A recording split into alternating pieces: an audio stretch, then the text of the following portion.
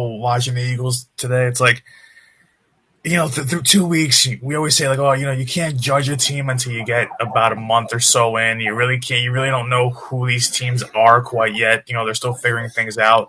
And today, I love how the defense played. The defense played exactly how I expected them to, but it's just the offense.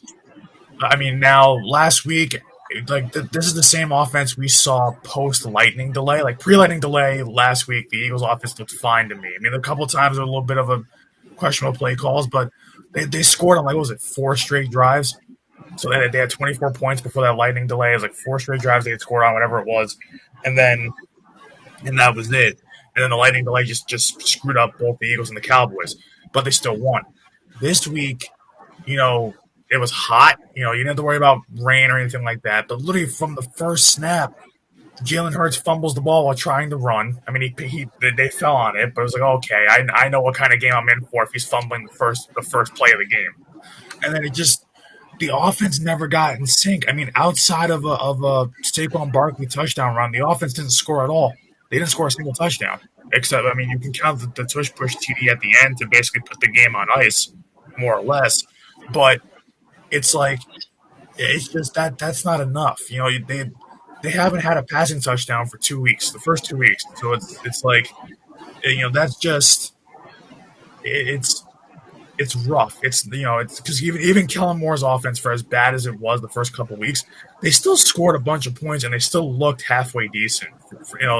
The first 2 games this year. I mean, like I was telling you guys, I feel like I'm watching the Brian Johnson Eagles again, where it's the same, just long developing plays, lack of creativity. There is no motion. There's not enough motion on certain plays, and then you're taking the play clock. Like last year, the team would get the play in and run the play, and they weren't taking the clock down inside of 5 seconds. They were snapping the ball with 7, 8, sometimes even 12 seconds left on the play clock. Still had time. Today, every single play call, whether it was a dead ball or whether it was just a short gain, it's like you got to be thinking a couple steps ahead. You can't be thinking about, like, I wonder what play I'm going to run as the clock is ticking. It's like, it just felt like the operation from top to bottom was just so incredibly sloppy today that it was just hard to. I mean, we're honestly lucky we won because I mean, you look at the false starts that we had that could have been called against us, that could have ruined the game. Uh, both teams didn't play well, and I think the better team overall still won.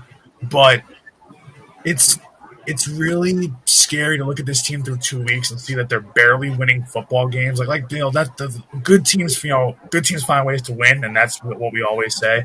And in the first month, it's all about hey, just stack W's until you figure out who you are, and then you take off. But watching these 2 games, I'm like, last year beating Green Bay in Brazil, playing really well offensively in that game, and then week 2, you had that bad loss to the Falcons. You know, that's a game that you lost. This game felt like you probably should have lost. It's like I'm glad that we get the wins when they, right now stack them as much as you can. But the operation of the offense, the defense is fine. The operation of the offense has to change. The defense is getting turnovers.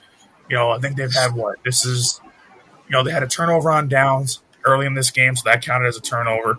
And then they had the interception from Makuba, who had a good game today. So the rookies still played well on the defense. The defensive rookies were really good today. Um, but overall, I mean, if that pick doesn't happen, we lose the game. And I think that if honestly, it's the offensive side of the ball. The operation has to be cleaner. This does not look like the same offense from last year. I mean, it's not going to because it's not Kellen Moore. But Kevin Patullo said in the offseason, if it ain't broke, don't fix it. We're going to run roughly the same offense. Through 2 weeks, this is nothing like the same offense last year. It's not even close.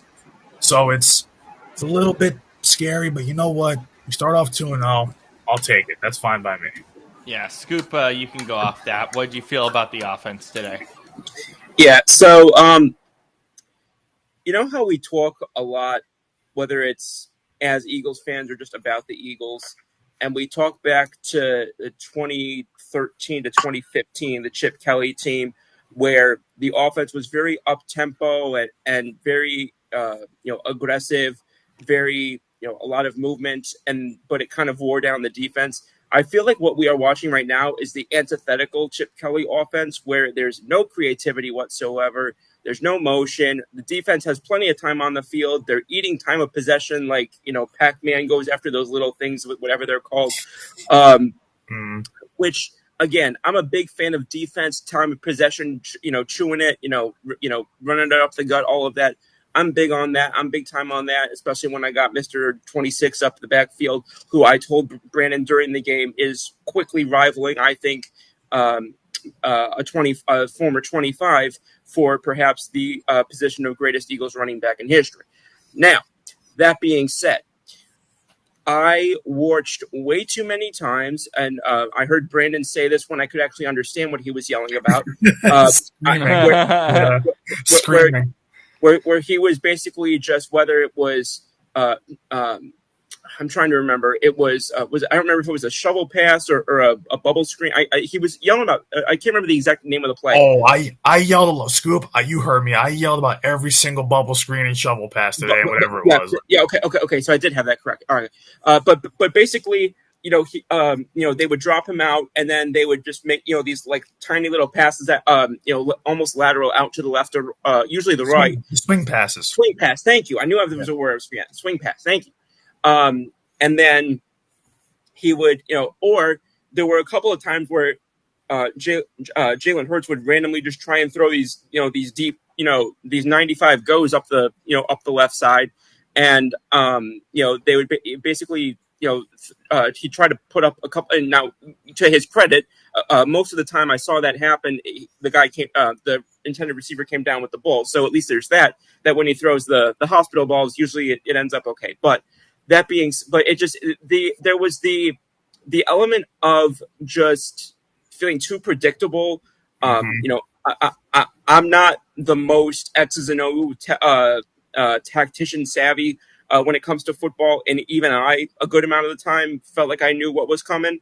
I also did feel like kind of running it down, and then I also just found it very odd that I felt like some of the draws that were run with Saquon, I just kind of felt like we're not putting the offense in position to like we saw it. There were a couple of times where they were on like genuine long, like we're talking like 15 yards to go, and they're throwing these inside runs up the middle, and Brandon and I are looking at each other like, huh?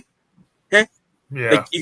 Like even without Goddard, you got 2 or 3 solid threats up there. Even if they're doubling one of them, which that did happen with AJ Brown after seemingly being AWOL last week. AJ Brown actually was targeted for a team leading 8 times today. He only came down with 5. So they definitely, the offense was definitely looking to get AJ Brown more in the game. Unfortunately, on the flip side of that, the defense was also more prepared to keep AJ Brown out of the game. Yeah, again, big ups for the defense. I liked a decent amount of what I saw from Jalen Hurts, both that will and will not show up on the stats sheet. I think some of it was just better. Some of it I do have to just tip my cap to their defense being ready for what we were throwing at them. But again, like we saw, and much of the reason why I was excited when Kellen Moore came over last year, that creativity on offense, that motion, that playing to the strengths of his players.